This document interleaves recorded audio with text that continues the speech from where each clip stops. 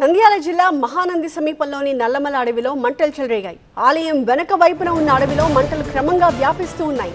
అడవిలో ఉన్న వన్యప్రాణులకు ఈ మంటలు ప్రమాదకరంగా మారాయి. దీంతో రంగంలోకి దిగిన అటవీ శాఖ సిబ్బంది ఆ మంటల్ని అదుపు చేయడానికి ప్రయత్నిస్తూ ఉన్నారు.